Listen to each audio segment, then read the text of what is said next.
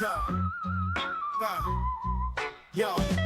creeping in the dark, life nocturnal, dark and dark, both paths arboreal to terrestrial. Sticky toes gripping forest students that explore. Listen close, Gecko podcast, that's knowledge galore. Reptile talk, host Anthony and Jason. Trade secrets flow, no time wasted. From tropics to town, it's sight raining. With every chat, reptile game changing. Came in. Hey, what's going on, everybody? Welcome to the Gecko Exchange podcast. So housekeeping. We're gonna do a little housekeeping before we even before we talk to Justin. So, like I said, we have a Buy Me a Coffee program. So if you feel like donating, supporting, or anything like that, go ahead. Links in the description. We're working on posting regularly on there, doing some raffles, everything like that. What kind of updates you got, man? I know you got some new stuff. Always got something going on, man. It's the Gecko Exchange podcast, man. It's what we do. Right. I always got something going on, man. Bunch of new species in the house we'll get to when we do our next one-on-one. We've done some really cool collaborations, podcasts recently. We got an episode coming out with Josh's Frogs. We're also on, what's the name of Matt's podcast? Not another reptile podcast. Not another reptile podcast. Check it out, guys. Awesome podcast. Yeah, man, we got a lot of cool things going on. Just stay tuned. Check out the Buy Me a Coffee program. We're going to start doing a lot of cool little things for our followers and fans on that platform. And we're going to keep the amazing guests coming to you guys. We're never going to stop bringing you the best in the industry, man. We're going places, guys. Just stay tuned. I'm gonna talk about what I just got. So I just picked up a 1.1 of Cerdactylus striatus. Our buddy Jake from over in the UK got those to me. So thank you, Jake, and thank you, Frank Calichico, for helping me with the importing of that. I know nothing about that process, so I was always hounding Frank on, hey, man, what do I got to do? What do I need to do? How much money do you need? How much is this going to cost me? Stuff like that. So, and then, like I said, I got a few more things coming soon. That's about it. So today, we're going to kind of talk a few different species. We're going to be talking a lot about Cophotis dumbara, the pygmy knuckles lizard, I think that's what it is. Cool. And then we're also going to talk about the northern leaf tail. That's right. Yeah. Yep. I'm not I can't pronounce it. The Latin name on that one, I'm not going to try because I always forget what it is. But definitely is something special in the hobby just because you haven't seen a lot of people actually produce these ones. So we're definitely going to get into that as well. So Justin, why don't you go ahead and kind of introduce yourself and how'd you get started off in this hobby? Hey, so I'm Justin of Legacy Herps.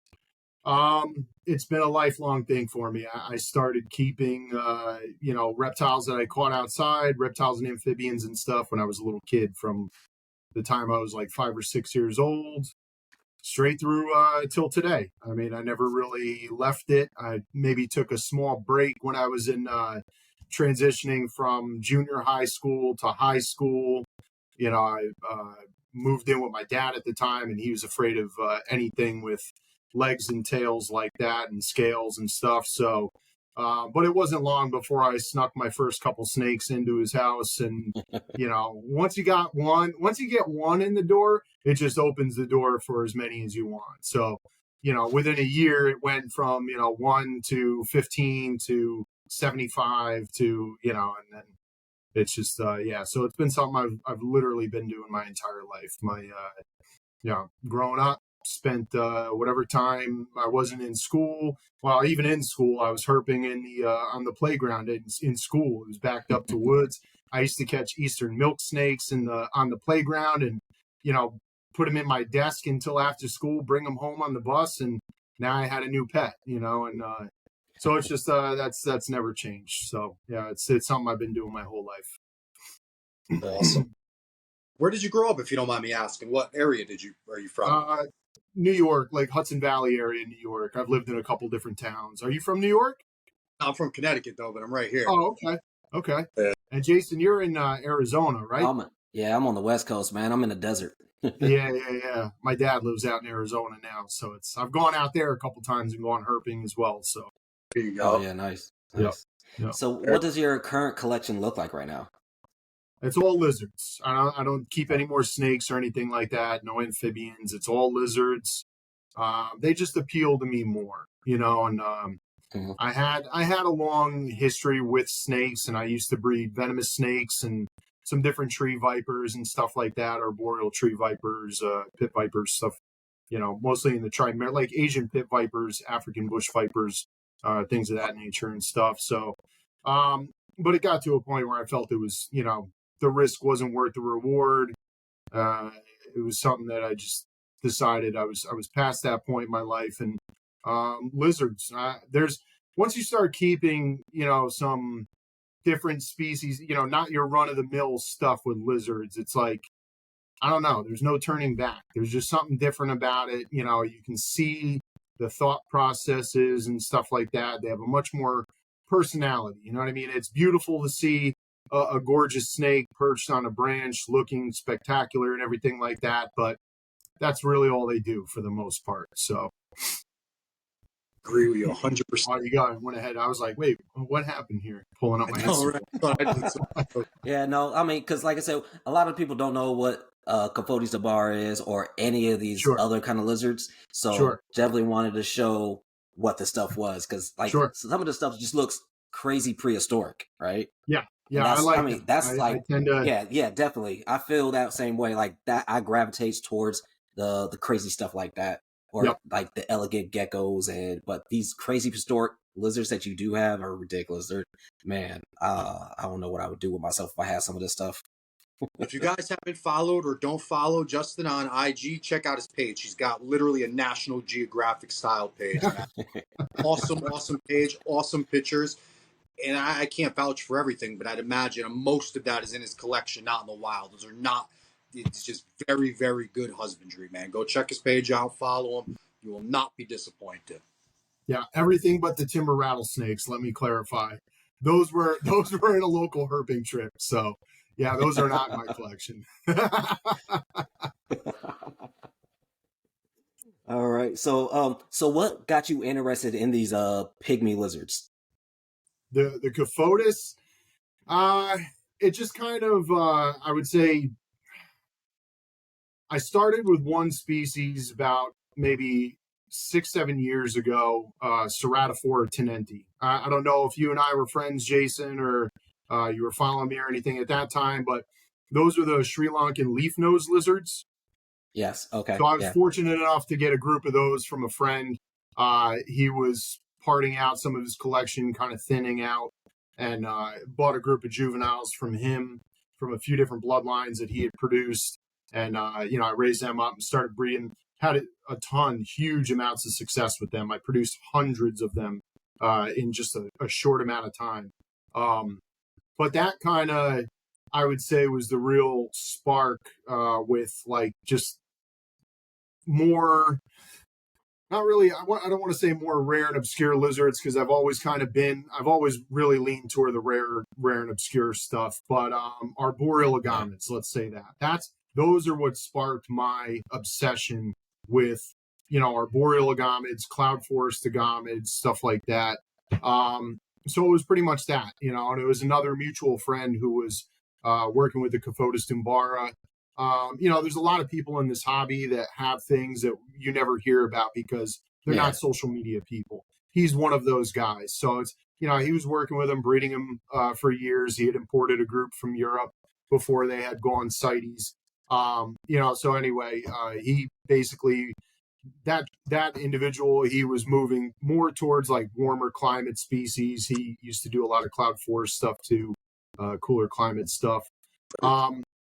So he offered them to me, and obviously I jumped on it because I was having a ton of success with the the Ceratophora tenenti. He's actually the same individual I got my group of Calotes pethiagodai from. So again, they all fit. Actually, those three species all pretty much come from the same exact forest. So care is almost identical across the board for those three. Yeah. Okay. So But that's how I got into them. So let's go ahead and talk about some of this care, right? So when you were going into this, how are you doing your research on them? What were you doing? What were you looking at? What resources were you using? Sure. Well, there's not a lot. So, I mean, if you like research any of those three species, you're not going to find anything on captive conditions, what to provide for those animals. So what I do, a lot of the species that I keep and work with, there is no such thing as a care guide. Most people have never worked with them or bred them in captivity before. These are like fringe animals. You know what I mean? So you have to just do your digging wherever you can. You know what I mean? Like on my phone, I'll put down different, you can go to your weather app or whatever and search different locations, right? So I'll go into my weather app, I'll put in, Google is great for certain things and Google Images, right? So me personally, I learn better from like looking at a picture or, reading a Hmm. smaller than anything else. Like they say a picture's worth 1,000 words, right? So Right. I'll look at Google Images almost nightly on certain, if it's a species that I'm keeping or something I've recently acquired or interested in keeping. You can go on if there's nothing you can find on the internet as far as how to provide proper care for these animals in a captive environment. You can usually search Google Images and find some kind of image of that species tagged with a location that that photograph was taken from. So then you can go from there. You know what I mean? If you have a location that the animals are found, you can again put that location in your weather app, check out what's going on with the local weather there. Just read, you can do a Google search easier and find out more information on a certain location that something's found, right? I mean, I don't know, for instance, uh, what's the name of it? I just was thinking of it. Loreto, Peru, right? So I'm working with these Enuleoides laticeps from Loreto, Peru is one of the areas that they're located. Now I can Google search Loreto, Peru and find out what the annual rainfall is, what the mean temperatures are, when's the dry season, when's the wet season. So that kind of gives you at least a base format to, form. And then again, just research the habitat. What kind of plant growth is it? Is there a lot of bodies of water around? Is it a dry environment, a wet environment? You just, you have to play detective on it. That's, what it comes down to. And books are invaluable, right? So, I mean, there's Yeah. not many books on a lot of those Sri Lankan lizards or anything like that, but there are there's one really better one that I've found. There's two like handbooks that I've found. It's just a first and a second edition, but again, books. Anytime you can get your hands on a book or find a book, and you'd be surprised how many good books that you can get as easily as ordering off Amazon. You know what I mean? Like all three of those books that I'm mentioning, I found on Amazon. So, um, you have to do your homework. You have to do your homework on it. Anything that you're interested in keeping when there's no information out there, you know. Oh yeah, definitely. Absolutely agree 100%. So how are you going about replicating these things that you've discovered in captivity? Like what techniques are you using for watering or misting, feeding, substrates? What are you doing and how are you doing it to replicate their natural environment? Mhm. Um, well, I do it the hardest way possible all the time because I'm stubborn like that. No, I mean, I do everything by hand. I hand mist every day. It's a pain in the ass, but I feel that it is beneficial, especially for the animal. You know what I mean? Because a lot of, a lot of keepers that I talk to, will rely solely on automated misting systems. Oh, my collection's too big to go through and hand mist every day. Well, my collection's a couple hundred animals deep at least, and I find the time to do it, but not that everybody can. I'm doing this full time at this point, so this is what this is my thing that I do every day. Not Right. everybody can do that when you work a job and everything like that if you have a large collection, and I get it. And automated misting systems are great for, maintaining humidity and stuff, but with certain species, you can't solely rely on an automated misting system to provide adequate hydration. And, water is the lifeblood for a lot of the species that I keep. Without water, they will die. You know what I mean? So providing adequate hydration is like the number one key. So I feel that honestly has a lot to do with the success that I've had with some of these, because I'm not just saying, okay, well, it's getting a 30-minute burst of misting in the morning and again at night. I'm going in there and I'm physically making sure that every animal gets a drink every day. And a lot of these, the forest dragons, a lot of the cloud forest, the gommids and stuff, they don't drink during a mist. It's not, yes, it's a very misty, cloudy environment they come from. So there's, high relative air humidity lots of times, especially at night. But especially with the agamids, the arboreal agamids, they drink during rain events. You know what I mean? There has to be water trickling down a branch or dripping from a leaf. That simulates them, okay, it's time to drink. And you will see, they'll immediately go down and start drinking. You can miss the cage and there can be water droplets on the leaves and stuff in a bioactive terrarium. And they might drink some, but it's still not the same level as if you just spray the shit out of them for a good 3-4 minutes. You know what I mean? Okay. And Yeah. like I'll do it with my hand sprayer. So I'll go in with a quick mist just to let them know, hey, rain's coming. And they perk up. They're like, okay, what's going on? And then I'll go in and I'll kind of do like a heavier drop. You kind of simulate like raindrops. And that's when they really start drinking. When they feel those droplets coming down on them, that's when they'll start drinking. And I'll just keep doing it until they're done. I think I've shared a video on here before on the Instagram that you're scrolling through of some of the baby Lophosaurus Dilophosaurus, the way, I go through and you can see them just drinking right off the edge of the nozzle there. And that's something you must do with that species. You absolutely cannot rely on an automated misting system to keep that species. They'll dehydrate. There's no way. That's an animal that truly drinks during rain events only. So if you I run all of my, vertical perches straight up and down, all the way up to the screen. And I'll adhere them with like a screw. I'll drill out the center of the branch and I'll put a screw right through the screen just to hold it up in place. But that's how I run all the vertical perches. But I can go from the top of the screen with the pump sprayer and just drip drops of water on the edge of that branch, and they'll see the water trickling down the branch and they'll immediately put their face against it and start drinking that water. The Boyd's forest dragons, the Dilophosaurus, the Gonocephalus abadi, that's how you have to keep them hydrated. Okay. So what about like fogging and stuff? Because I know like chameleons in general, like they absorb it through their body as well too. So do they absorb through their body to stay hydrated? They will. Okay. They definitely will. I don't use any fogging systems. Again, I mean, it's the only thing I have that's automated in applied to my collection is lighting, timers on the lighting. That's it. Otherwise, like I said, I go through every morning. I do a heavy spraying, misting, hydrating, and I'll do it again at night. You know what I mean? So, I don't really foggers. There's some like a lot of the forest dragons that I keep, I'm still raising up. The Boyd's forest dragons are all juveniles. The Dilophosaurus, they're all juveniles and stuff. So what I want to do is, some of those get pretty big. The Dilophosaurus, they can reach about 30 inches roughly.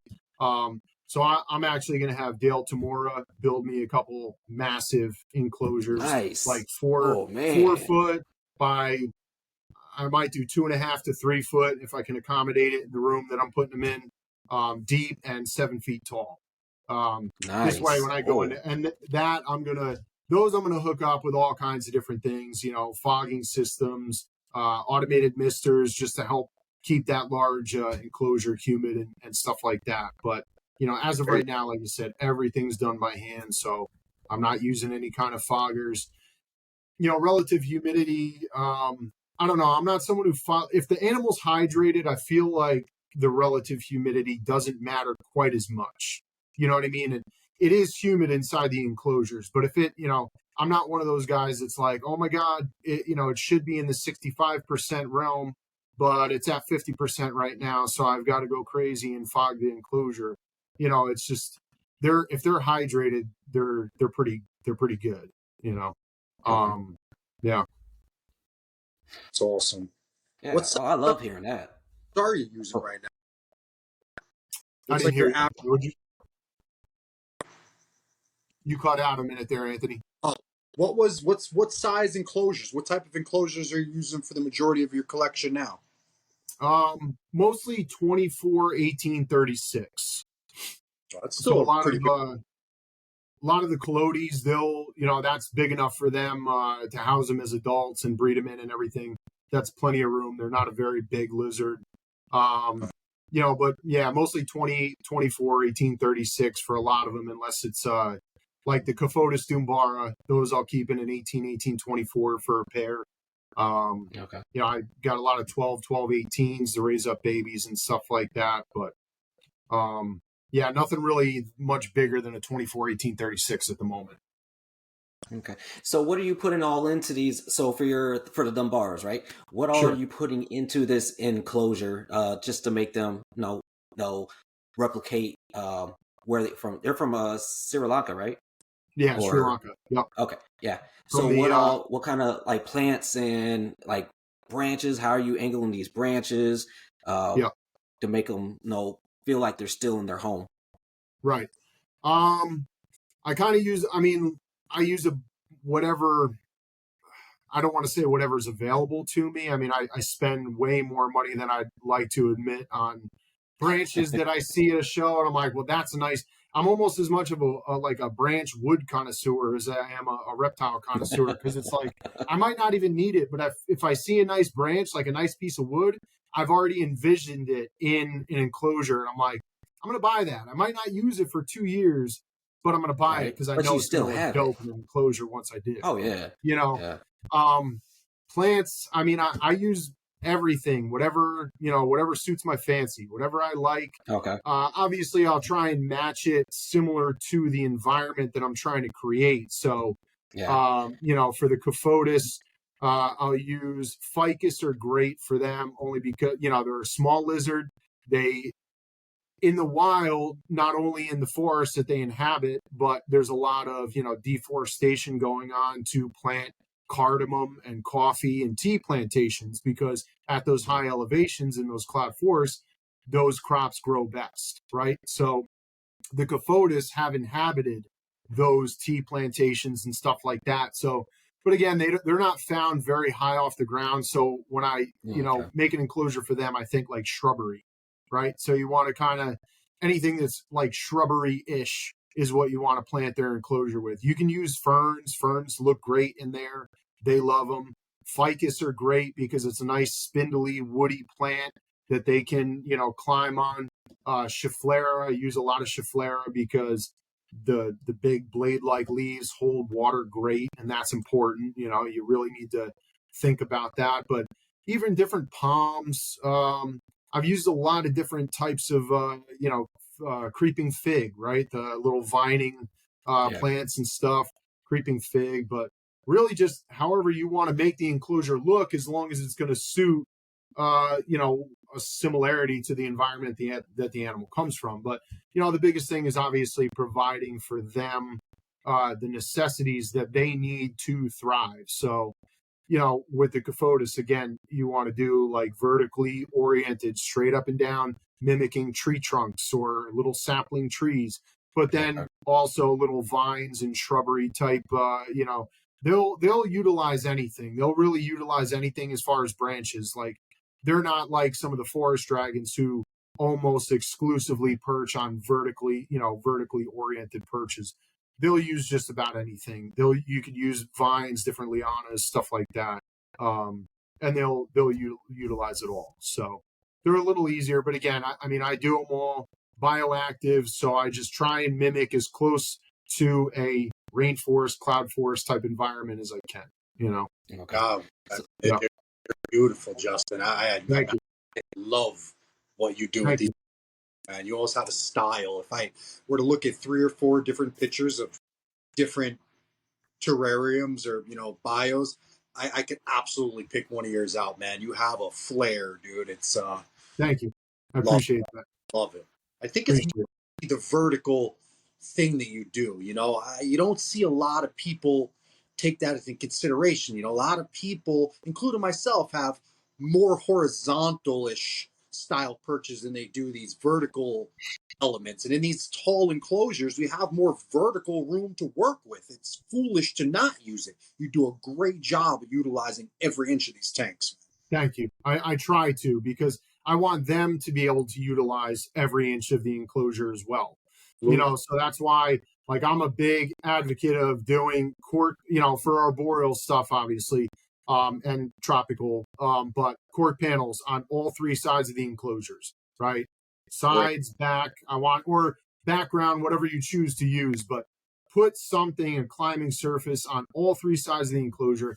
I cannot stand, I don't want to judge, but I cannot stand when I see someone put together a beautiful enclosure, but there's no background and it's just all glass. You know what I mean? Glass back, glass sides. You've got a couple branches and stuff leaning. You got some plants in there. Looks great. It would look so much better, and you'd be able to put more in there because you can use the cork panels to kind of adhere other things to. You know what I mean? Drill a small hole, put a little sheetrock screw through something, and now you've got a whole nother climbing surface over here. And it's not hard. It's sometimes a little time consuming. I mean, if you're going to do 3 panels on a glass cage, it's probably going to take you 3 days just to do the panels, because you have to, cut one, silicone it, adhere it, let it cure, move to the next one. So, I mean, it's not something you can whip together in one day. But I feel, like I said, it gives them a secondary climbing surface, right? Now they can climb up on the side of the enclosure on the cork bark. It feels like a tree trunk to them. That's great. The other thing it provides is a visual barrier from whatever animals you might have on the rack right next to them. So you might be keeping 2 completely different species who would never run into each other in the wild. And now you've got them sitting right next to each other on a shelf, staring at each other all day. And they don't necessarily like it all the time. So it provides those visual barriers to give the animal a sense of security, right? And like I said, it gives them an extra climbing surface. And for me, it's just aesthetically more appealing, So you can make use of the entire enclosure, and, it makes the animal feel nice and secure and at home. I kick myself in the ass every day because I just did the one back with the cork panels and all mine. And I look at other people that do the 3 sides, and I hate myself, but I got them growing so nice. I want to rip them apart. I'm like, literally, I'm so mad at myself. Yeah. I mean, that's why I have PVC, so nobody can see each other, right? Yeah. But I drill on the top, like you said, do getting branches, like getting thicker branches. Because I drive up north to the forest, and I'll start taking all kinds of pieces of wood. Like, all right, that looks good, that looks good, that looks good, and I'll drill them into the enclosure so they can stay nice and sturdy, and just gives the geckos something else to climb on, interact with. Like I said, that enrichment, if that's what you would call it. So what I was about to ask. So what over in Sri Lanka, right? What is the temp ranges are over there, and what are you trying to replicate in your enclosures? Yeah, so it's pretty cool for those 3 species. There's another species that I was working with. I don't currently have anymore. I don't currently have the Ceratophora tenenti anymore either. But I will. I'm actually taking on a pair that I had sold to a friend of mine, ones that I had produced a few years ago. They're coming back to me because the numbers have dropped with that species since I got out. There's basically, out of the 400 or 500 that I put out into the hobby, I can locate maybe a handful of them. So I want to build the numbers back up and give them another shot. But so not to get off topic, I guess, but those 3 species, Ceratophora and the Cophotis dumbara and the Calotes pethiogoti, they're like what's considered, it's not like true cloud forest. They're like pre-montane cloud forest from like 1,000 to 1,200 meters is where they start, up to about 1,600 meters, I believe. So at those elevations, it can and will drop down to as low as like 50 degrees. I've seen like 52 pretty regularly. And in extreme, there's not a lot of extreme temperature, high temperatures there, but the highest I've seen this year in some of the localities that I monitor is about 84, 85. Yeah. So they can range within that temperature. Now, Cophotis solanica, when I was working with them, they're a true cloud forest. They're found, I think it's like 2,200 meters above sea level is when they start. Damn. So that's way up there. Yeah. I don't know how to do the conversion, but it's like 7,000 feet or more. It's at least 7,000 feet in elevation. So it's cold, really cold. It'll drop down into the 40s sometimes. Rarely ever gets over 72 degrees there. Damn. But if you think about it, for some people, at least, it kind of makes things easier. Like I prefer, I live in the Northeast. It's easier for me to work with the cooler climate species because it's not hot here. Jason, for you in Arizona, without the use of air conditioning, cranking the AC all the time, it might be a little difficult. But, Oh yeah, definitely. You use the environment. Luckily, that's what I'm into, but it also fits perfect into the environment that I live in. Yeah. So, it's pretty easy for me to maintain those temperatures without using a lot of different, supplemental ways to control it. Yes, during the, midst of the, the middle of the summer, I do have to use air conditioners in the rooms and stuff like that. But like this time of year, it's cooled off. It's cooled off to the point where like I actually have to shut the window. I'll leave the windows open during the day for fresh air to come in the rooms and stuff. But, now it's getting down into the 40s at night and stuff like that. So I'll close the windows and maintain the temperature. But, just kind of, I know. Dude, I told you, my dad's from Arizona. Yeah, I think you man. guys, he's in Cave Creek down by Phoenix. Oh yeah, that's pretty close to me. I know where it's at. Yeah. It's Yeah. supposed So, to. you guys were in the triple digits for like, 3 months straight? Guess what? It's about to go back to triple digits this week. Oh, man. Literally, we were like 80s and 90s all last week, and then it went right back up. It's going. I was getting ready to ship. I was like, yeah, I'm gonna ship off these geckos. No. Nope. Mother Nature had other plans. Yeah, for real. Yeah. Yep. So because I just like I said, I just got these Cerdodactylus striatus, and they're from Sri Lanka. So and I'm like, right now I have them in the bin just so I could keep that humidity up, and then I don't have any supplemental heat on them just because where they I was on iNaturalist, so, and I'm looking and said it gets I think the highest it got was like in the high 80s. Mm-hmm. But I'm thinking because they're in the fours, all that stuff that's covering it maybe is like maybe 10 degrees less. So I was thinking like, all right, keep it in the 70s over here, and then wintertime, go ahead, I'm gonna just drop them down or let them kind of hit the brumation because they're already ready to breed. Sure. And then same thing with because I just got a Europlated Sicerae as well. Mm-hmm. So that one's in the PVC, but that one I kind of jerry rig my I have a Govee humidifier, so I have like one of those extension tubes. Boom, pot it in there. Have the tube aiming down right on that on the Europlatus, so it goes off like maybe 3 times a day, just so I can keep my relative humidity in that enclosure above 70%, because otherwise it just gets sucked by all the AC. Yeah. Have you ever tried using, like, I didn't mention that before because I didn't even think about it, but for the main reptile room where I keep all those cloud forest agamids, I have just a whole room humidifier in there. I probably should have said that because that's one reason I don't have to use foggers and stuff like that. I bought a humidifier a few years ago that it's overkill for that room. If you turn that thing on high and shut the door for like 30 minutes and then open it up, it looks like Snoop Dogg and Willie Nelson are hanging out there. Like, it's crazy. It's crazy. Yeah. I can't. I did one time. I set it on high, and I didn't think it was going to pump out that much. And I came down, maybe 30 minutes later, and I opened the door, and it was just like, hit me in the face. It was so much that, I've got fans in every corner in the ceiling of the room to keep air circulation going. And the fans, had so much condensation, there was puddles, dripping wet puddles. It could have been a bad scenario if I didn't get down there. I mean, there could have been an electrical fire. But I since learned to put it on a much lower setting.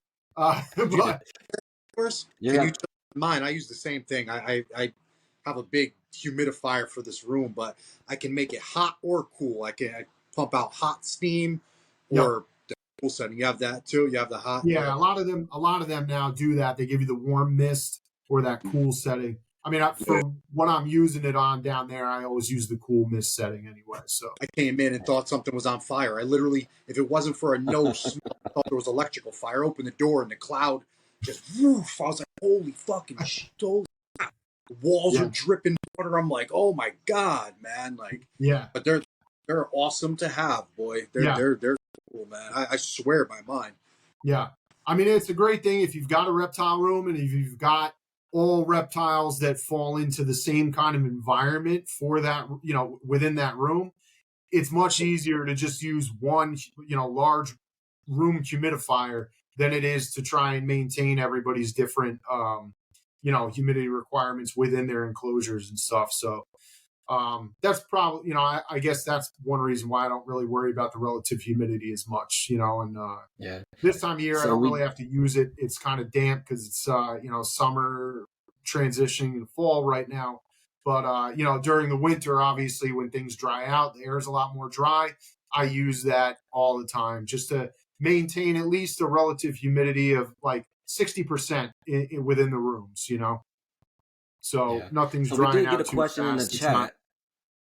And this is going to be pretty much for you two because I don't have the big old humidifier.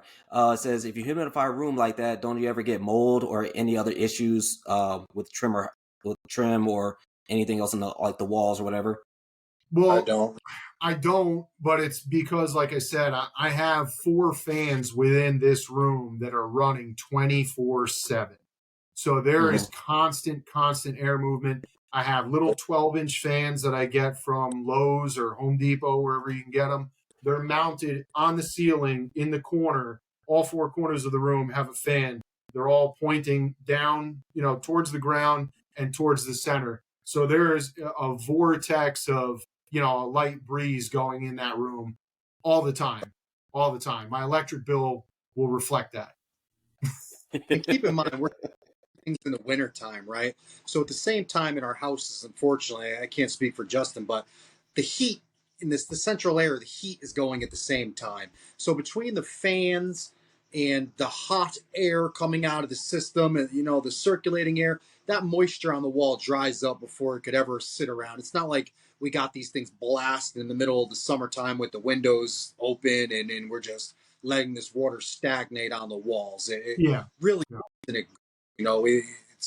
I don't have a drop of mildew, mold, or even a water stain on my walls in here. I mean, I live in an older house with plaster walls, so stone walls don't absorb, moisture the way drywall would. But it's never been an issue, a concern, or a problem in my house. And I can't say that it wouldn't be in everyone's. I don't suggest everyone does anything that I do, but it's never been a problem. It's never been anything but a blessing for me. I don't think I could run this room with 200 animals the way that I do now without that humidifier. It's especially again, like in the wintertime, wouldn't be possible. Yeah. But again, like you just said, what works for you might not work for someone else. What works for me might not work for you. So you have to do whatever works for you. But personally, my house is an older house too. I think it was built in 42 or something like that. Everything is plaster walls in here. I fucking hate it. I absolutely hate it. But, it's just impossible when you go to do a repair or something. If you have to do a repair, it ends up being way more of a job than it should be. But, and I personally, I haven't ran into any issues like that. But again, I think it's because, the proper airflow to kind of counteract, so it's not just water piling up on the walls and just building up and stuff. So airflow with the humidity, I think, is key with anything, this way because I don't even get that kind of mold growth or anything in my enclosures, you know what I mean? And I'm soaking these enclosures daily usually, I'm giving them heavy spray downs, but with the airflow, it dries out, that's the thing. I think it's important to provide an adequate airflow into an enclosure, no matter what you're keeping, whether it's one animal or 1,000 animals. Having that airflow helps with everything. Just the air exchange throughout the enclosures cuts down on bacteria buildup, diseases, airborne stuff like that. You know what I mean? So It's good for um, the too, man. Circulating yeah, room when you run a room style like we do, it is a must. Air movement and circulation is a must. it's your But best friend. yeah. Yeah. Yeah. So what do you, Yep. Justin? What are you doing for lighting? How are you lighting with all these beautiful plants and stuff? What do you? Let's talk about lighting a little bit, if you don't. Okay. It's just two T5s. I keep two T5s on every enclosure. That's it. I've had so many people ask me that before too. They're like, "Oh, you got special lighting because your plants always grow so well." I'm like, "No, I keep two T5s on top of every enclosure. I don't have any LEDs or anything like that." Really? Most besides the baby enclosures like the 12, 12, 18s, they have a single strip, T5 on them. All the bigger, the 24, 18, 36 adult enclosures, they have two linear strips across the top. So it gets blanketed with light and ultraviolet, but that's it. That's it. It's Huh. simple. Yep. Nice. So, in your enclosures, I'm guessing you probably do bioactive. So, what kind of live cleanup crews, or what are you using for these to keep them so you don't have to do as crazy maintenance as you would need to caring for all those animals? Yeah, I mean it's simple. I mean, I just use isopods really. That's it for the cleanup crew. Okay. I've got a couple different isopod colonies and stuff like that, and not really big in isopods. I just breed them to have them for my own use. Yeah. And every once my colonies explode because I don't have to. A lot of my enclosures, I don't have to reseed that often. There's certain isopods that just breed faster than you can imagine. Yeah. Like the two that when I go through, like if I'm doing a show, when I do the White Plains Expo and stuff like that, that's every 2 months. So I'll kind of go through my colonies and deplete them almost completely because, just why not pack up whatever I can and bring them to the show. And people buy them all for whatever reason, but anybody who asks me, what do you recommend for a bioactive setup? Dwarf whites, powder oranges, or powder blues, or orange creams, any of that. What are they? Porcilia, I think. Cilia. I'm not sure, but if what that species breeds like wildfire. I've got enclosures that I've had out of use, right? So there's one that I just redid, and I had it out of use in my garage all summer long, completely bone dry. It was, so dry that the soil substrate that was left in the bottom, kind of like sunk down like a dried up cake or something. Like it lost all its moisture, and you could see it pulled right away from the sides of the enclosure and shrunk up just like a cocoa brick. You know what I mean? Like a compressed cocoa brick. Yeah. There was still powder orange isopods in that enclosure 6 months later, bone Damn. dry. Went to go take it out and get all the Leica balls out of the bottom because I'll wash them and reuse them. And there was probably 100 powder orange isopods running all over the place in there. And it was amazing. But those two, I think, because the dwarf whites kind of sit under the surface a little bit more, like they'll go, like when I go to collect them out of the bin, they're all the way down 1.5 inches, 2 inches down in the soil sometimes. They'll be on the surface, but they also burrow down into the soil. And then, the powder oranges tend to stay on the top layer under the leaf litter. So I try to explain, it's almost like a dual action cleaning. You know what I mean? You've got a little bit of subterranean purifying that soil that's already broken down. They're breaking it down even further. And then the powder oranges are, doing any of the fecal matter cleanup. You know what I mean? The fresh stuff that's being deposited. Or, obviously they're breaking down leaves and stuff like that as well. But, they're taking care of the fecal matter and things like that. So those two are what I tend to use. I've had, like I said, any of those Porcilia, I think those are the best. They reproduce the fastest. Even if you have a lizard that is going to prey on them, I feel like in the right environment, a nice, humid, moist, bioactive environment, they are going to reproduce faster than anything else that you can put in there. So, the Cophotis will regularly eat them. The Cophotis, I'll see them down on the ground every once in a while, like a chicken, kicking leaf litter all over the place, picking isopods out of the soil. Nice. So they're Um, foraging as well. yeah, That's yeah, nice. That's dope. Yeah. yeah. Any of them will, and I mean, some of those Cophotis enclosures I've had together for 3-4 years now, and I've literally never reseeded them with isopods. Yet there is still an abundance of isopods in those enclosures. The other thing that's important to keep in mind when you put in the isopods, don't get ones that are hot, like motivated to go for protein. You know what I mean? Like I have a colony of I don't know if you guys have used these and experienced the same thing. I have a colony of the dairy cows. Those I sell like to people, and I tell them just that's if you want a pet isopod, if you want to just have an isopod colony, those are great. Sure, don't put them in your enclosures. They'll eat your eggs. If you have a lizard that's maybe sick or weak or not doing well, they'll eat your lizard too. Oh, they will. Oh If the wow. lizard especially is hanging out down on the ground overnight or something like that, you might see him missing a couple toes or a tip of a tail or something like that Hmm. the next morning. Yeah, they seek out protein much Okay. more than other isopods do. And I've never had any issues, even with eggs, even Europlodus eggs.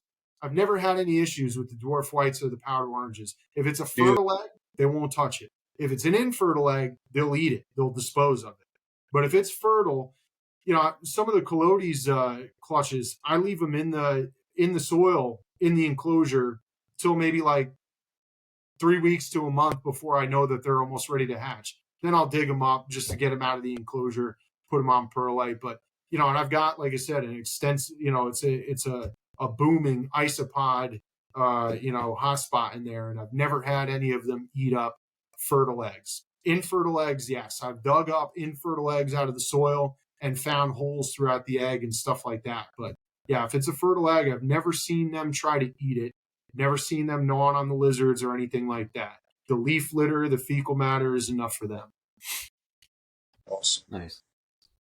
So looking at this picture right here, that Yeah. has a fat ass Cophotis. Damn. Yeah. So now, do they normally drop 10 10 babies at a time, or is it like between a certain range? Yeah, I mean it all ranges. Obviously, the size of the litter is going to depend on a few things: the age of the female, right? If it's her first litter or if it's her seventh litter. So that's going to make a difference. Obviously, the health of the female is going to make a big difference as well, right? So if she's not healthy, if she's not hydrated, you're likely going to get a smaller litter, probably some slugs, maybe some stillborns, stuff like that. So really, it comes down to the age um, and the health of the animal, and whether or not it's her first litter or again, she's several litters in. So they tend to start off with smaller numbers. I think that particular female, the first time I got babies from her, I got a litter of 6 babies. So the second time she produced, I got 9. And then after that, I got 10. And then I've gotten up to 12 out of her before. Wow. Yep. And So how the many 12th, litters are they I doing got per 11. year? I got 11 good babies. One was a stillborn, but that's Okay. huge. I mean, 12 is like Yeah, unheard of. Any book that you read is not going to tell you that that has any mention of them. I don't think it's known to science that they can give birth to such big litters. Like anything you read, the books on the Sri Lankan agamids that I have says like 6 to 8 could be typical, or 4 to 6. Okay. So again, but it really depends on the health of the female. And then, as she matures, the older she is, they tend to throw bigger litters, but it can vary even at that point. I mean, there was, I think, a litter in between where after she had dropped the 12, she went back down to 6 for a litter. And then after that, it was back up to 10. So it's all, within their body. As Okay. long as Yeah. they're healthy, you're going to give them the best opportunity to produce as many babies as they possibly can. Yeah, it varies. It varies, but a lot of the times, the brand new females who have only who have never bred before, you might get, and it's not uncommon, you might get a litter of like 3 babies, and 2 of them will come out with kinked spines and misshapen Mm. tails, or they'll look like Quasimodo, these tiny, short Shit. little hunchback, and they're not going to survive. Obviously, they might have been born Yeah. alive, but they won't survive. They usually don't survive very long after they were born. Um, that's not an uncommon thing for that species to have that happen. Usually by the second, third, and especially the fourth, fifth, sixth litter, stuff like that, you get almost always good babies as long as the female's in good shape and everything. And like I said, Okay. hydration is key. Hydration is the biggest thing I can stress with that species. More important, in my opinion, than nutrition, lighting, anything like that. Hydration. I mean, all those things obviously should be up to par, but the biggest, the key with that species is hydration. That will give you the building blocks for everything else involved with breeding. Okay. So do they drop multiple litters in a breeding season, or is it just one litter per year? So there's no season. They breed year round. They don't stop once they start. If you keep a pair together, they will breed year round, constantly, consistently. They will retain sperm too. They're known Cophotis, lots of agamids. I don't think it's not uncommon for a lot of lizards. I know even Europlotus can do it, where they retain sperm and can lay fertile, either give fertile litters or clutches. So I lost my train of thought there for a second. So they do breed all year long, and with Okay. that species, they have a much shorter gestation period. So it's almost 4 months to a day. I can pretty much set my watch Wow. to when those females are going to give birth the next time. There's signs Okay. that I've noticed. The females get a little restless and they look like they've lost a little bit of weight, maybe the day or two before they're ready to drop. They'll start kind of cruising the cage and hanging out in spots that they normally don't hang out in. And you'll see that how that female was just big as a balloon, maybe a day or two before she dropped. It's the embryos absorbing the last bit of that yolk. You know what I mean? So you'll see her Yeah. just drop weight slightly, like, all right, you're not quite as distended as you were 2 days ago. Again, she might be a little restless. She might be moving around and kind of venturing down. They're fully arboreal species, so it's very rare that they go to the ground, but they will when they go to give birth. A lot of times Okay. I've had them give birth up off the ground in the branches, and I've also had them give birth, down towards the ground, but they tend to kind of like venture down towards the ground, like around a plant or something in a shady area. And, they just give you little signs like I'm getting close, but it's almost 4 months or 120 days to the day. So, I mean, if I had one lay or give a litter on April 19th, let's say, September 19th, or August 19th, I'm expecting that I'm going to have another litter from her. Now, it can be within Oh a wow. few days or more. Like I did have one just recently, earlier this month, I think the 3rd of this month. She was only 107 days. That was early. That was a little early, and the babies kind of looked a little preemie. They were smaller than normal. They were a little lanky and stuff, but they're all doing well. They actually, again, get them sprayed, get them eating. They're doing great. They're growing. They're all active and looking good. So, um, but yeah, so there's no breeding season with that species. They will breed all year long, and again, they can retain sperm. So even if you do separate your pair, your female might continue to have litters even though they're separate. They can usually retain sperm for up to a year, right? So I know Wow. it's been documented by another friend of mine with Cophotis solanica. I think it was a year and a half, but that species has a much longer gestation period. Like I said, they're from higher elevations in the cloud forest, 2,200 meters and up. So they have a 6-month gestation period as opposed to the Dumbara having a 4-month gestation period. The Solanica also have far fewer babies on average. So from my experience, I have heard of litters of 10 with Cophotis solanica, but from what I experienced on average, 6 was a pretty good sized litter. 8 was a big litter. 4 to 6 would be average. Usually I would get 5 or 6 babies per female with that species. And that's one of the reasons that I decided to focus more of my efforts on the Dumbara, just out of production. also, like I said, doing it for a living, I need to focus also on production and how many animals I can produce every year and everything like that. So with Oh, yeah. them, I decided to lean towards them. The popularity for them has been there at this point. I can get more babies produced out of the same number of adults and much more often. You know what I mean? So it was just kind of a win-win. Had to go there. What are these guys selling for in the market today? What does the market look like for them? I charge 1,000 a pair for them. I know some of the other people that produce them are sticking with that. Like Frank Payne is producing a lot of them now. He actually bought like my first 4 litters that I produced. I had Okay. 2 different females producing at that time. He bought the first 2 litters out of both those females and raised them up. So that's where a good portion of the group that he's working with came from now. So he's on board. We kind of talked about it too, because they had been offered on the open market in the past for much, much higher prices.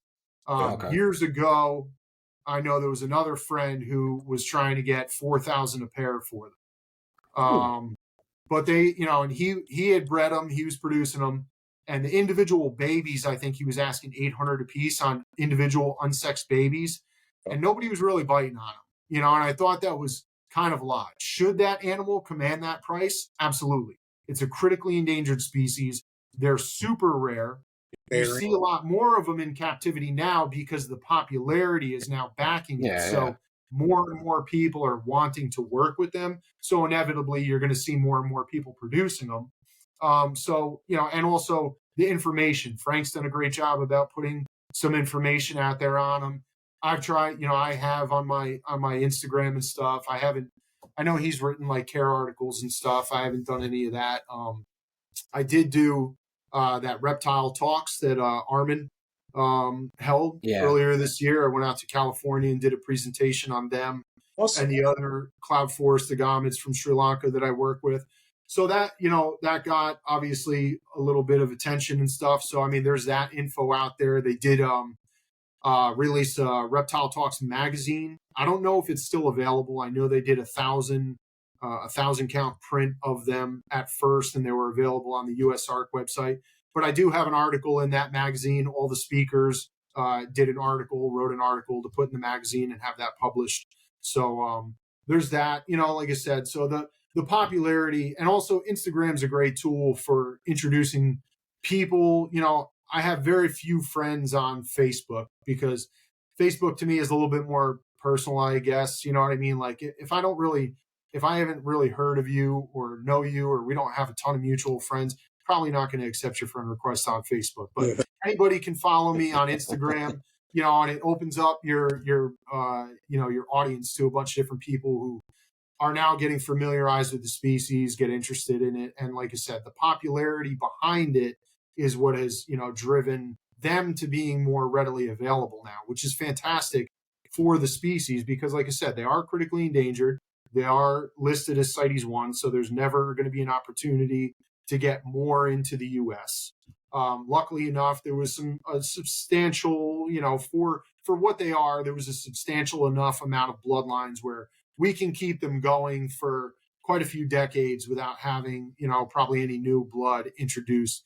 There might be a certain point in time where you're going to be breeding half siblings to each other or something like that. But, I think as we learn, I'm not really one, I don't advocate. If you can breed a species without crossing it to a sibling or anything, I don't like inbreeding. That is the last resort, the last possible resort that I want to do. But if you look at a lot of the species that are in captivity, right? Crested geckos, for instance, you know what I mean? Look at the sheer number of crested geckos that are in the hobby.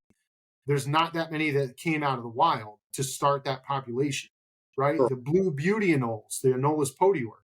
There was only 5 or 6, I think it was 6, but I heard one of them passed original animals that came into the U.S. from Europe that started the entire population of Anolis podior that are in the U.S. So, the people who are out there selling unrelated pairs, not really true. They might not be direct siblings, but they all originated from 5 or 6 animals. You know what I mean? And Okay. then there was Yeah. a lot of people who took those. Well, one, Ron St. Pierre individual, he took that and built that number into a humongous group. So they're all Yeah. related in some way, shape, or form. And we haven't seen any signs of inbreeding depression from that species yet, right?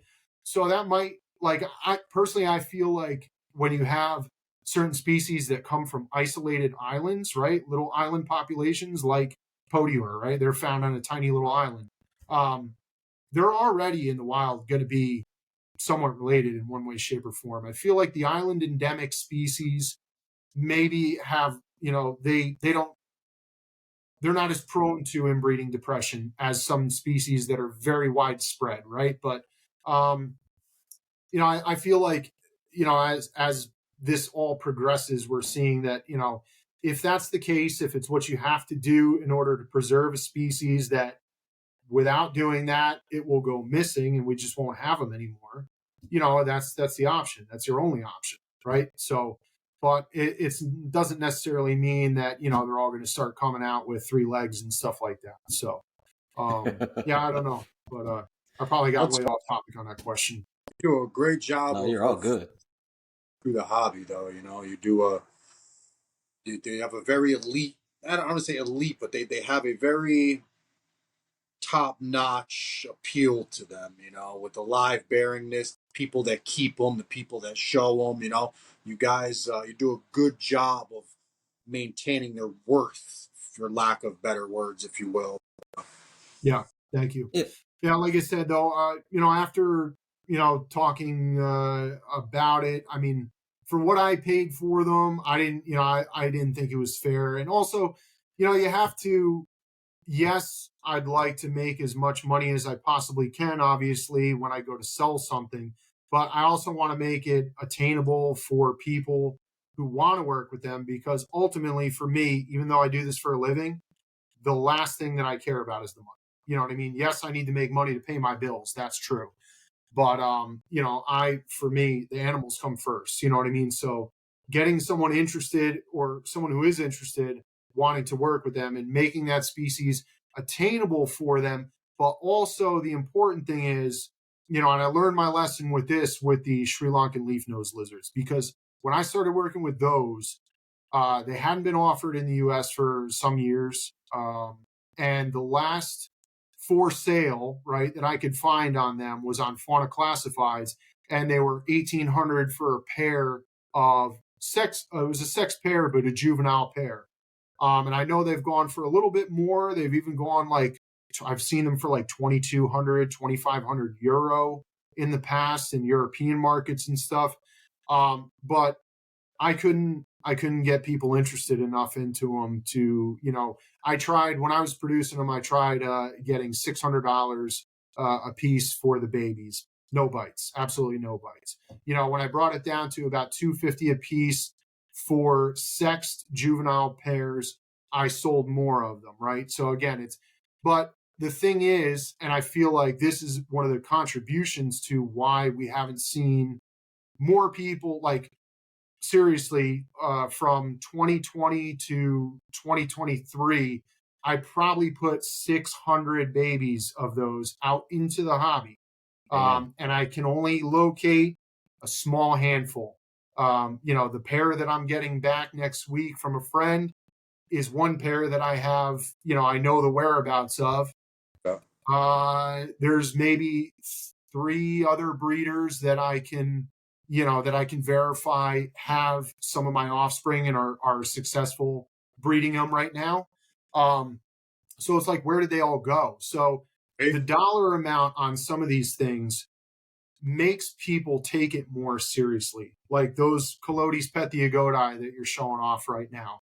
I won't say what I paid for them, but it wasn't what I charged for them. And for the simple fact that I learned my lesson when it came to the leaf nose lizards, if you don't value your product enough, right, other people aren't either. And with a lizard that's that special, that rare, a higher price tag makes people take it more seriously, right? definitely that. Yeah. It's not. I mean, no, that $200 thing, that's like almost throwaway type of money. So, yeah. And that's the bad part about it. Right. It So becomes I a understand. disposable species. You know what I Yeah, mean? And I don't want that to happen. yeah, yeah. So wanted to kind of so when do so do you go by age or by weight for when they're going to be ready to breed?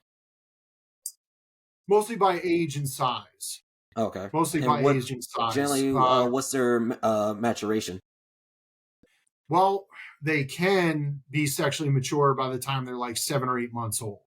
Really? I don't necessarily recommend breeding them because Mm-hmm. yes, they might be sexually mature, but again, give their bodies a little time to develop. But I've had plenty of success breeding the Cophotis dumbara by the time the females are a year old. I've had them breed as soon as 11 months old. But if you can wait till the at least 1 full year to even a year and a half, just to give their bodies the time to fully develop. You know what I mean? Yeah. Because it's a lot, dude. A little lizard that's only 3.5 inches or 3 inches snout to vent, 6 inches total length, that's going to produce 10 live babies every 4 months. It's insane. It's just absolutely insane. You know, Oh yeah. I mean, So are think they about it. a You short-lived 30 species? babies a year out of those females. Yeah. Are they a short-lived species or like usually like species that are quick to breed like that, usually like a 10-year animal or something like that. What about Yeah, them? Are they around that 10 to 12 years or something? yeah, I'd have to say so. I know for Cophotis solanica, I can't say 100% for the Doombara, but I know with solanica, there are people I know that have had females breeding, that have thrived in captivity for 10, maybe almost 12 years, but I would say that's probably maximum on their lifespan. Now, obviously, if you're breeding them consistently, that can and probably will shorten their lifespan a little bit. But I know, that a friend of mine has had a Cophotis solanica female that was producing for 10 years. So I think she was close to 11 or 12 when she passed away. So, I mean, Babies. but for a little lizard, that's pretty significant. That's a pretty long lifespan for a little lizard like that. Yeah. Oh yeah. So Little green is and then only 5 years out of right. Yeah. Yeah. yeah. So with the babies, right? So are you straight snatching them out right as they're hatching, or are they staying in there with the parents for a little bit, or because I know there's some reptiles that have some social behaviors like like a toke, right? Or any part Yeah. of that gecko genus right there. Do they have that same type of style, or do you have to snatch the babies right up and put them in a different enclosure as soon as they're popping out? Well, I do take them out as soon as I find them, but not because I'm Okay. worried that the parents are going to harm them. They don't show any kind of parental instinct like a tokay gecko. They recognize their offspring. There's no doubt. I've seen Okay. that. You can tell that they recognize their offspring, but they are not protective of them in any way, shape, or form, or like they're going to watch over them. It's nothing like a tokay gecko that would show defensive behavior, to protect its baby. Nothing like that. Yeah. But they do recognize them. They know that it's their offspring. They don't harm And they them. They don't. don't eat them. Perfect. They are completely safe. If you find them and you have nothing to put them in for a day or something, let's say, if this is your first time breeding them, you're not set up for it yet, and you find baby, there's no harm that will come to them. They will be fine in the enclosure with the parents. But obviously, they're so tiny. They're so tiny. They're only about 3/4 of an inch to maybe some of the bigger babies are about an inch long when they're first born. They're so Yeah. tiny. You really need to get them into their own environment, where they're not going to get potentially trampled or, you just want, and also the size prey items that you're feeding the adults and what you're feeding the babies are going to be a big difference between that. Yeah. So that's a great picture right there. But yeah, that every time I show her, it's crazy. Like I show her when I collect the babies, what I'm doing with them. And she watches, after she'll give birth, she'll watch and see me collect each one of them because they usually make their way up to the top of the enclosure. If they're Yeah. born even on the ground, the first thing they do is crawl up the walls and get up to the screen. And they're usually when you find them, you'll find them all dangling upside down from the screen, right? They just try. Yeah. It's a defense mechanism for them in the wild. They want to get to as high ground as they possibly can to avoid predation, Okay. right? So Okay. it's just a defense safety mechanism for them. As soon as you're born, get as high as you can. Get away from any predators, would-be predators. Okay. But yeah, I mean, I'll show her just so she sees. Like, I'll put a bin in front of the enclosure, a little fake plant in there just to get them out, and she'll watch me the whole time. And I really do believe she understands what I'm doing. And I mean, Yeah. never stresses that. She never stresses out or anything like that, or gets crazy with it. She just sits on her perch. She's like, yeah, I did a good job. And I'm like, yeah, you did. I take the babies and set them up and let them get going, Yeah. Now, is there was it like sexual dimorphism between the male and the female?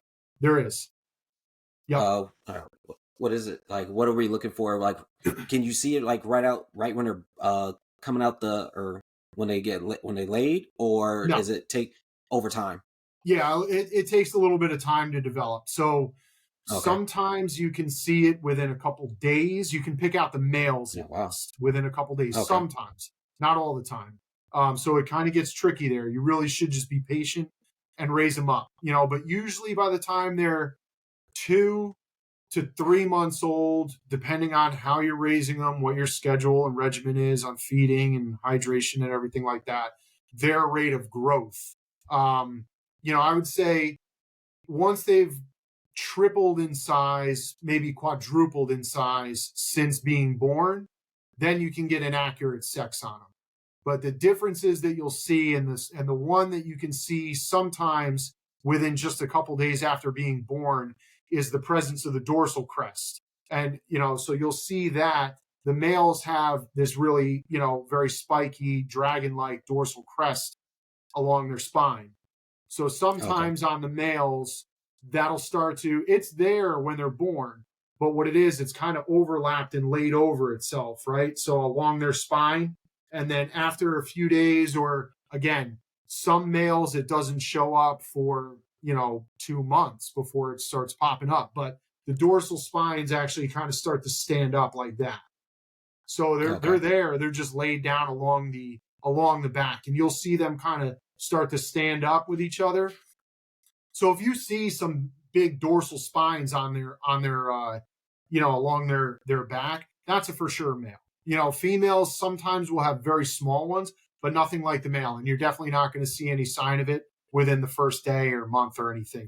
It's as females are much more mature, 5-6 months old, where you might see some spines on their back. Yeah. Also on the males, they have the presence of the nuchal crest spines. So there's 2. It's supposed to be 2 for Dumbara. That's actually one thing that defines them separate from Cophotis solanica, but I've seen variation with that, so I don't know if it's 100% true.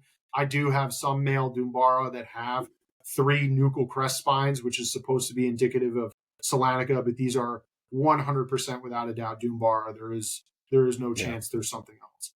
But anyway, the nuchal crest spines right behind, on the backside of the neck there. And then also coloration, but they're extremely variable. So you can't use coloration to guess the sex on them. I've had some very nice looking females. I've had some very dull looking males, and vice versa.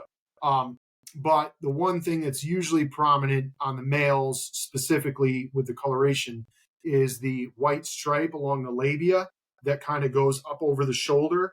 You'll usually see that more defined in the males at an early age. But one surefire giveaway is the presence of the orange color on the throat. That is restricted to males and males alone. Females do not get an orange throat. So if you see them start to develop orange on their throat, that is a male. So those, 4 things, are indicative of males. The nuchal crest spines, the dorsal crest, the orange throat, and the coloration. The males tend to be, have more green on their face at a young age, and that labial stripe is bright white and usually very defined at a younger age. 2 months old, you'll really see it. where the females are kind of more of like a evened out mottled pattern. You know what I mean? They have a lot of mottled color. They might have some bold greens on their arms or their head or their neck. But that white labial stripe that goes over the shoulders is, if it is there, if it is present, it's usually very washed out. You can't make it out all that well. And again, they won't have the same spines on their back either. It'll be much, much smaller. Like a fine tooth saw, like something like a hacksaw, like a metal cutting hacksaw blade. That's how I would kind of relate their spines to. Really small, tiny little ridges, where the males, it's like, shark fins, perfect triangular shark fins going down their back. So, yep. Yeah. But yeah, in order to be 100% accurate, you really have to wait until like 3 months, unless you've done it before, you know exactly what to look for and what you are looking for, then you might be able to do it sooner. I mean, I've sexed them accurately as early as like 3 to 4 weeks old, but I was looking at them under a jeweler's loop, looking at the nuchal crest spines, the dorsal spines, any indication of orange coming out on the throat. But that was just for a friend who was really excited to get them. And I was like, all right, well, they're not ready. I know you're capable of handling them at this size, but I was like, I got to see if I can sex them. And I was pretty confident. And I, gave them to him. And in the back of my head, I'm like, I'm 90% sure that this is a female. I knew the male was a male, but I was like, I'm 90% sure that's a female. So I ran into him at a show like last month, and I was like, hey, was that Cophotis pair that you got from me? Was that a female? He's like, oh yeah, it was a female. I'm like, cool. Well, I'm sure you would hit you up and like, hey, this ain't a female. No. Yeah, well, I don't have any available. So sorry. You just gonna have to wait. That's okay. You're gonna have to wait. Sorry. Yeah. So with them, right? Are they an easily stressed animal, or are they pretty hardy after they're established? They're pretty hardy. So like I said, biggest thing with them is hydration. Other than that, they're very hardy. They can handle slightly warmer temperatures than the other species, Solanica, just because of the fact that they are from lower elevation. So it does get warmer. So I mean, they can tolerate temperatures up to about 82 degrees. I wouldn't say keep them at 82 degrees all the time, but if it does peak at 82 degrees in your reptile room during the day, but then you get a cool down of, 68, 70 at night, they're going to do fine. They'll be solid like that. But, I don't put any basking lamps on them. You don't need basking lamps. It's not necessary. Ultraviolet light, with them, they do like somewhat dimmer lighting. I found out, like, you don't need to use 2 T5s on that, on that species. You can get away with doing 6% T5, 5 or 6%. I'm doing a lot of them over. I used to use the Zoom Ed Reptisun 5.0s. I'm doing a lot more Arcadia 6.0s now. I just think it's a better bulb.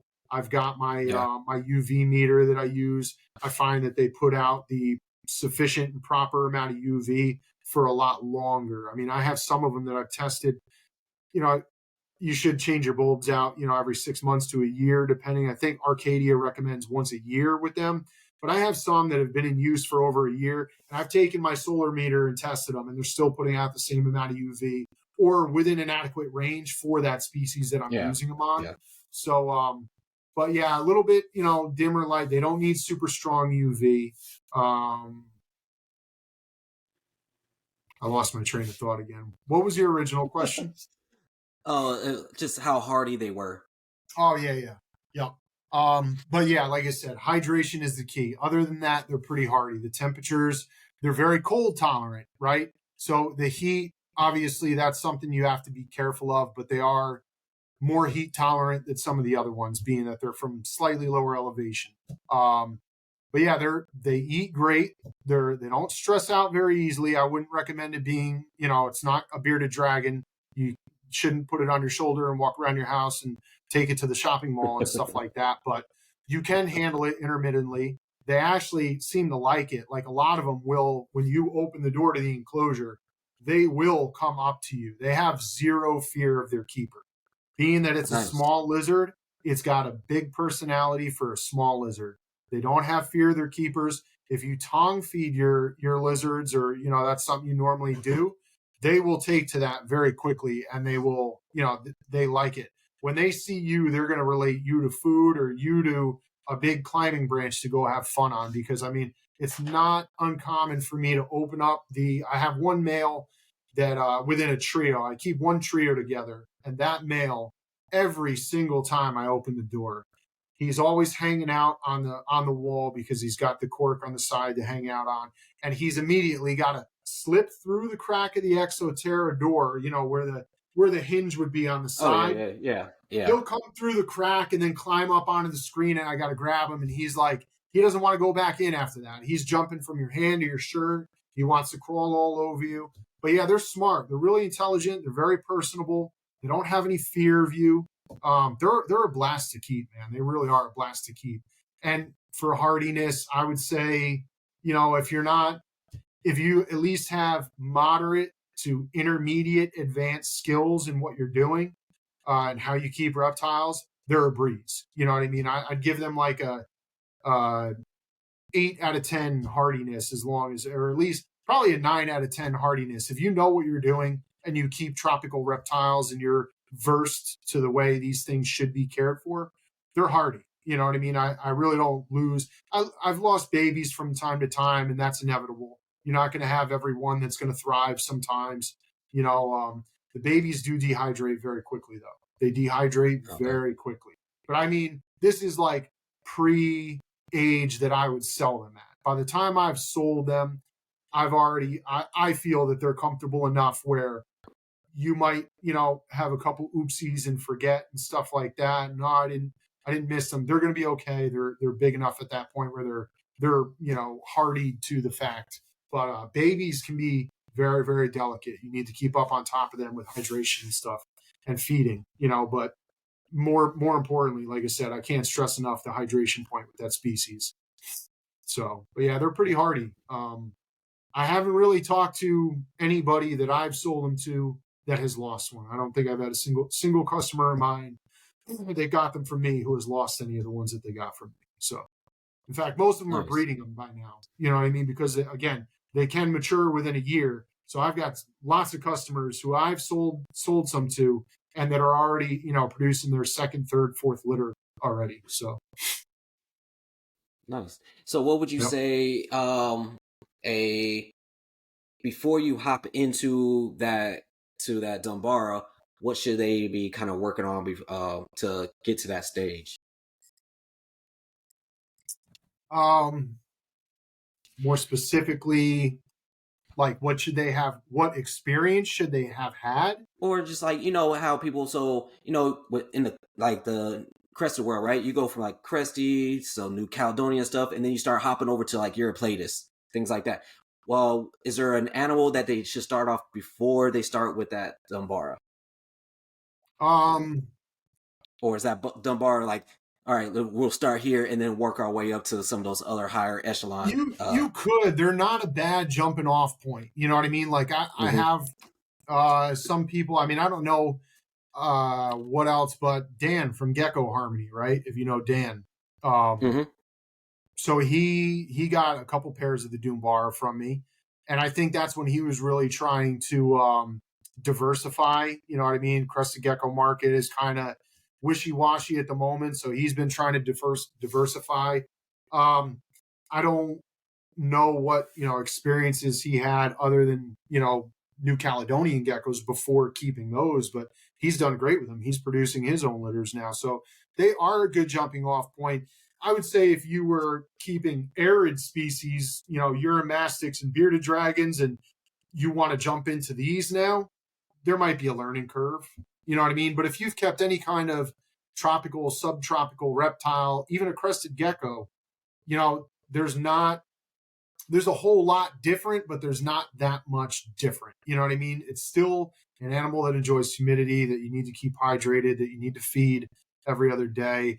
Your setup's going to be a lot different. You can't keep, these guys in a bin setup. So, but a lot of people that are transitioning from like bin and rack style keeping and want to get into bioactive and stuff. And these are like they are a great species for a candidate for them because they're small, they are hardy enough, they can be slightly forgiving, with a learning curve and stuff like that. But yeah, I mean, I can't really speak for everybody. Everybody's got different experiences and different levels of where they fall on in what they've kept in the past. You know what I mean? So you got to do your research, at least know your parameters and stuff like that you have to meet to keep them, and go from there. But yeah, so it's something that you can transition into relatively easily. I would say out of some of the species that I keep, they're definitely not the most difficult of them. That's for sure. Yeah, for sure. And go ahead, Ant. I gotta go turn on this AC. Fine. So with this species and there being so little known about them, how much of everything you've just told us has been from your observations versus information you found in books and speaking to Basically, all of it. all Pretty much all observation? of it. Besides like elevation, besides just me reciting the elevation, it's basically all stuff that I've experienced myself and kind of figured out. Again, so Cophotis dumbara was only classified as a species in 2006, I believe. It was either 2006 or 2008. So they weren't even known to be a species before that. They were probably thought to just be another population of Solanica. That image that's on the screen right now, that's a Cophotis solanica. So those were documented, I think, in the early 1800s, as a species, or late 1800s. So I think it was somewhere in the 1800s, if I'm not mistaken, that species was documented. So I think Dumbara were just thought to be there's Chris, a different population of those, and then they were discovered that they weren't, that they were a completely separate species. And that's not uncommon. The Cophotis pethiogodi was also only described in 2014 as a species. Now, where they come from, there's another species, Cophotis leocephalus, right? So they look very similar. There's the only difference, through literature that I've read, is the Cophotis. I keep saying Cophotis pethiogodi. We're talking Cophotis here, and that's all that's on my head right now. The Cophotis pethiogodi has a gular pouch, right? So a little fold in the throat area, where that's not present in Cophotis leocephalus. There's also a difference in the banding, where I think the leocephalus are characterized by having 6 crossbars on their body, pethiogodi 8. And there's a difference in scalation too, but it's very minimal. And you would really need to sit there and count scale rows and everything to be able to tell the difference. But Cophotis leocephalus has been known to science for a long time. Cophotis pethiogodi was a more isolated population that was living, in the same environment, just nobody knew it was anything different because they looked so identical, right? The Cophotis pethiogodi, in my experience now, keeping them and breeding them for almost 5 years now, they're way, way more blue. I've never seen Cophotis leocephalus in person, but from any of the images on iNaturalist or any Google images that I've seen, they have far less amount of blue, but very similar patterning, overall, very similar look. So easily confused. You could see, if you saw the two species side by side, why someone would be confused with that. There's another species of Cophotis, Cophotis mystaceus, right, which is a common name is the mustached bloodsucker. But I don't know if you guys have ever seen them. They come from Ho Chi Minh. They're found near Ho Chi Minh City, right? So this study was done near Ho Chi Minh City, which I think is Thailand, right? I think that's so. Thailand. It's either Thailand or Vietnam. I think it's Thailand though. But anyway, in Ho Chi Minh City, they were doing a study on a population of these Cophotis mystaceus, right? So they have a complete, when they fire up, the males and females, they'll get a completely electric blue, like the electric blue day gecko. Their whole head and the upper third of their body will turn that color. There's another species that I think was described in 2010, Cophotis bacchae. So again, those two species were living side by side, one unbeknownst to science because it looked so much like the one that was already classified. Slight differences. Colotes mestaceus has a white labial stripe. Colotes bacae has a yellow labial stripe. The only other physical characteristics, coloration wise, the Colotes mestaceus will get like these brick red kind of splotches on their back, like this washed out brick red. The bacae don't tend to show that. They get the blue, the bright blue on the first third of their body, but their labial stripe will turn yellow, bright yellow. But again, so it's not uncommon. So I think, that's to answer the question about the Cophotis. So, I mean, it's, yeah. Well, we talked a lot about everything. The one last topic, and I see where Jason's going with the podcast, but I just want to ask real quick, what does diet and supplementation look like for these guys? What are they eating and what are you feeding to supplement them? Yeah. If anything. So we're talking about the Cophotis, right? Yeah. Yeah. So, I mean, mostly small crickets. That would make up the bulk of the diet. Quarter-inch size crickets suffice for them. Again, it's a small lizard, only 6 inches long. They love waxworms. I will give them small hornworms if I get an order of hornworms in and there's some small ones in there, only about 1 inch long. I'll offer them hornworms. They love stuff like that, little grub-like insects. Black soldier fly larvae, they'll readily take those. I breed green banana roaches. So they're these bright green small roach. They love those guys, man. So I'll feed Those them can fly, the can't adult. they? What's that? Can they fly? They Those can. green banana? Yeah. Okay. Yep. All right. They're not that bad though. There's a couple different species of green banana roach, but there's most commonly available, there's a normal form and then there's a giant form. So the giant form get big. They get about 1.5 inches long, the females. The normal form, which I had the giant form years ago when I bred a Bronia, but when I got out of a Bronia, I got rid of those giant green banana roaches because those ones are great flyers. And it's a very big hassle to open up a roach bin where they're all clinging usually to the top anyway. They're up off the substrate, they're on the sides. You can give it a good whack to get them back down to the bottom, but their natural instinct is to flutter. So, I mean, I would open the bin and they just flutter like a butterfly. It's not like they go buzzing off super fast, but they just kind of like clumsily flutter through the air. But you'd open the bin and 5 or 6 will start just, and you're not catching them. If they're running, they're quick. They're like a red runner when they go to move.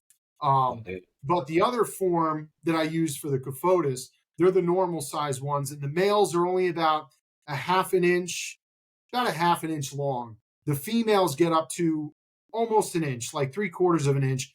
They tend to burrow when they get scared. They don't fly as much.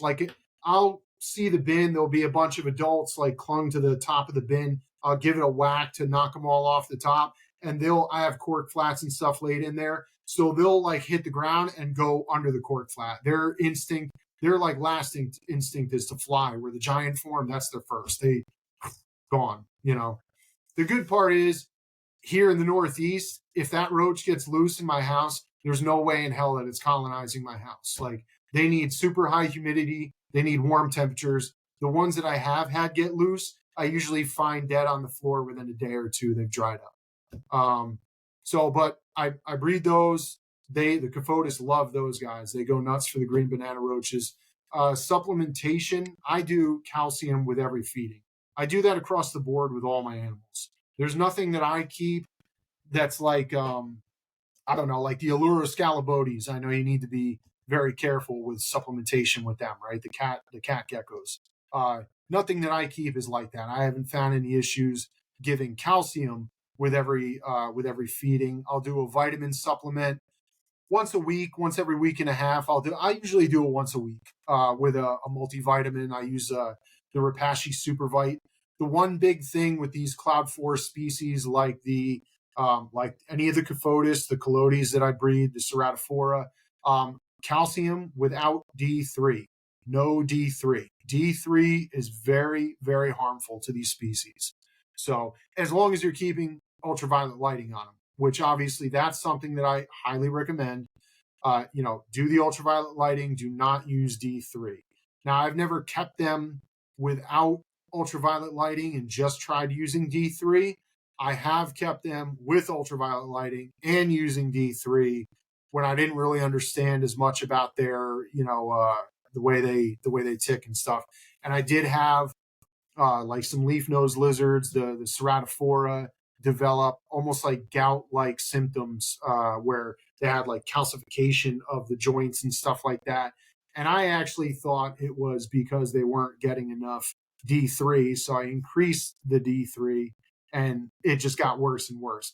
Now, having a lot, years of experience working with them, I know that that is something you want to stay away from. Ever since I started using calcium without D3, there's been zero issues with that. So provide UV, use calcium without D3, but you can give calcium supplement every feeding. I would recommend it for your producing females. You know what I mean? The males might not need it as much, but the females absolutely do. Especially when you look at the reproductive rate on those. The Cophotis pethiogoti, those lay a clutch of eggs for me every 30 to 45 days year round. Ceratophora tenenti will lay a clutch of eggs every 30 days year round. Cophotis dumbara, solanica will produce a litter of babies every 4 to 6 months year round. So you need to keep up and give that female, the proper nutrition that she needs to keep going. Nice. So yeah, supplementation, pretty much every feeding, Awesome. Yep. All right. So I'm gonna kind of let Ant lead this one, because Europlatus, like I've seen his eyes when he sees Europlatus, and they get so big. This is, and I'm actually gonna try to pronounce this now. Is Europlatus alawadandi, something like that? So I've heard it pronounced a few different ways, right? So I've heard aluwadi. I've heard, is that aluwadi? So yeah, I guess that's acceptable. Aluwadi. Now I've watched. So the ones that I have came from Bion Terrarium Center, right over in Ukraine. They have a care sheet that they do really well in posting a lot of different care sheets on the species that they work with. If you go on their website, anything that they breed or stuff that you might not even know that they breed because they don't offer it to the general public very often, they usually have a care sheet on there. And they did a video with that species too. And I heard it pronounced by them as alaudi. So that's what I'm going with now. That's what I call them, alaudi. But yeah, so that's the way what I've been rolling. I've said it a whole bunch of different ways before I heard that video. And then I heard it and I'm like, that sounds way easier, alaudi, Definitely. Yeah. I'll keep it simple then. I don't have too many questions because, quite honestly, I didn't know anything about them until probably 2 months ago. So how about you, being the perfectionist, super observant person that you are, just teach us about the species. For a lot of us out there that have never heard of these things or probably don't even know what they are, can you please just give us the rundown and tell us what you know about these guys? Sure. Well, there is some information. If you're into Europlatus or anything, if you have the name of the title of the book is escaping me right now, but it's that thick Bible of Europlatus. Jason's probably going to get it now. Hardcover one. Yes, Europlatus. This one? Europlatus. Not. No, not that one. There's another one. Give me 1 second. All right. When'd you get that, Jay? I was looking at it today. Man, thing cost $100. Oh, I had this for probably 6-7 years now. $100 on Amazon, $94. Yeah, when I was working overseas, I was just buying stuff just to buy stuff, and that was one of them. So I have that one that you were just showing. This is a good book too. This is a great book, but this is the one I was talking about. So, it's the black book. So there's a lot of info in this book on that species. Basically, every Europlatus species that's ever been classified, and some that at the time of this print weren't even, classified as full species are mentioned in there with a pretty good write-up on everything about them. So that, again, Bion Terrarium Center does have a care article on the alaudi, and they have some videos and stuff like that. but it's a really rare species it's probably one of the rare species of Euryplotus in captivity right now. I think besides myself, there might be some lone males that are still floating around within a few people's collections, but besides myself, the only other person who I know of who has pairs of them is Dre Morales from Ghouls-N-Geckos. So he, I guess, was the first person to ever successfully reproduce that species in captivity here in the U.S. And as far as I know, I'm the only other person besides him to have successfully reproduced them in captivity here in the U.S. So Cool. There are some people in Europe who have done it. Like I said, Bion Terrarium Center has produced a number of them. There's some other private people in Europe that I have seen recently that have reproduced them. But like I said, that's probably why it's not well known. It's an incredibly rare species of Euryplotus. In fact, I don't even think they were ever supposed to come out of the wild. They might have years and years ago, but I know they have a 0 collection quota on them, and they are CITES 2, as is all Euryplotus species, as far as I'm aware. I think they're all listed as CITES 2, but Alaudi has a 0 collection quota, unlike Sakura are CITES 2, but they have a collection quota, so we can still get them. Alaudi does not. So, but I think Bion Terrarium Center probably has a lot of pull, and we're able to get because they set up XC2, populations for preservation of the species and stuff. And a lot of the times they get the master CITES for these species. That's why they're able to export, mass quantities of Euryplotus that are captive bred by them. So they're, like I said, incredibly rare, but they come from what I understand, basically the same, very similar, close to where the Ebanawi come from the northern tip of Madagascar, Nosy B. These are, I don't know really how to pronounce it, things like Montag de Ambre or something like that, but that's a locality where the Alaudi come from. So they're not hard to keep from my experience. I bought these. I was lucky enough to get them.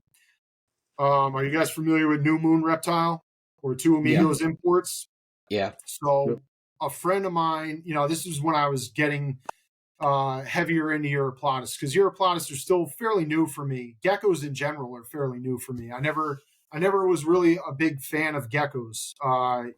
Throughout my 30 plus years of keeping reptiles, I kept very, very few geckos until 2.5 years ago at Tinley. I saw some Ebanawi on Joe Hupp's table, and I was like, oh man, I wasn't not that I wasn't familiar with the species, but seeing them on his table, seeing how cool they were. I had kept Fantasticus in the past. I had kept Ebanawi, or what we probably thought were Ebanawi, but were actually probably Fiera at the time. This was like 10, 15 years ago, and I didn't really have a lot of interest in them at the time. That's when I was working more with venomous snakes and stuff. I just bought them because I thought they looked cool. But as I got more heavy into the lizards now, got the Ebanawi, that kind of sparked the gecko thing. But anyway, last October, maybe like 2 weeks before Tinley, a week or two before Tinley, New Moon shared on their story, an import that they had just gotten in from Europe, from Bion, a whole bunch of stuff that they were bringing to the Tinley Expo. So a friend of mine sent me their story, and the Alaudi were on their list. Now, I knew nothing about them at that point either. I just knew that they were a Euryplotus that is hardly ever seen in captivity. And I remember the year before at Tinley, I was actually hanging out at the bar there attached to the venue after the auction. And there was a group of gecko people that were like losing their shit over the fact that they heard that there was going to be a group of Alaudi imported into the U.S. Someone had bought some. There was some more available. We were just having drinks and hanging out. And I remember this one girl was like, oh my God, I've never even seen one before. This is a Euryplotus I've never seen in real life. I was like, cool. Like, I didn't really give a shit about geckos at that point. I was like, oh, cool. That's word up, whatever. But so then, as I got into them, and then I saw, I remember this girl saying how rare they were. I was like, you know what? I said, if they're there, I think I'm going to buy them. So first thing I did when I got to Tinley on Friday, I was waiting for New Moon to show up so I could see these things in person. They were running late, didn't get there till the end of the day on Friday for setup. And as soon as they unpacked them, I was going back and forth to their table, waiting for them to get everything unpacked. As soon as those got out on the table, I took a look at them. I said, all right, they're coming with me. So I worked out something where I bought one pair at first, and then I was like, man, I'm going to need more than one pair. So they had 3 pair total and 1 extra male. Wow. One of the females was super tiny, though. She was not much bigger than the one that's on the screen right now. And she looked a little, they stress a lot more. They're like a Fantasticus, a little bit less stressed than Fantasticus, but I would equate them to their behaviors, their level of how easily they can be stressed out, very similar to Fantasticus. So anyway, hemmed and hawed over it, bought a second pair. So after that, a friend of mine, the friend that I was vending with, he went over to their table, unbeknownst to me, and picked up the last pair, the third pair. And I told him, I was like, dude, I didn't go for that pair because that female, she's tiny. She looks a little wonky. I was like, he did a trade, partial cash. He's like, just give me the cash that I laid out for him and they're yours. You can give me something else down the road to make up for the trade credit. So I took him home. Unfortunately, that female did not make it. I had her for, she did all right at first. She ate a couple times for me. She seemed like she was going to bounce back and do good. And then literally within a day, her tail shriveled up to a stick and she was dead. That was it. So I was bummed out, but I was lucky enough to have a lot of success within the first year with the 2 other females that were adults. So I've got, what did I get? I think 4 clutches of eggs out of each of the 2 females. Some were infertile, so I think I ended up with 12 fertile eggs for the season between the 2 pairs that I had breeding, which is pretty crazy for that species. I know, that's kind of unheard of, at least over here in the U.S., but there's not much to compare with, right? Being that Dre's the only other one who's produced them. But yeah, so I mean, there's, as far as care and keeping them, I keep them at the same temperatures, humidities, everything like that, just like I do my Ebanawi. Almost identical. The only difference is these are a bark mimic, right? These are not a leaf mimic. These are a bark mimic, Uroplatus. Cork bark inside the enclosure, lots of cork flats, cork tubes. I line the walls with cork bark for their enclosures too. And then I also lean cork flats up against that, cork tubes, some thinner twiggy branches and shit like you would do for like a Ebanawi. But you have to have the bark. They have to have the cork bark in order to feel 100% secure, So other than that, that's really the only difference other than what I'm doing for my Ebanawi already. And the Ebanawi are really easy. I mean, I find the Alaudi to be very easy too. They're just, they're, like I said, they can stress easily like a Fantasticus would. They're not a handling gecko by any means. You know what I mean? I get nervous. They're a lot faster than your average Uroplatus too. They're not nearly as clumsy as like a Fantasticus or an Ebanawi. They move, I don't know. They move with some speed when they want to. They can. And they're a lot more agile. So, but you have to just know that. Like, they don't go bolting for the door when you open the door to the enclosure or something, but you just have to be mindful if you do have to handle it. They really do not like handling, and they can move with more agility and more speed than your average Uroplatus. So you have to keep that in mind, that I've had a couple of them almost get away from me, which would have been bad news, bro. They would have went right up into the ceiling and gone.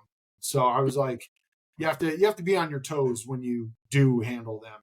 And being that they do stress easily, it's almost not recommended to handle them with your hands. You know what I mean? Like, I've never worked with Peachmani. That's the next one that I want. That is on my list.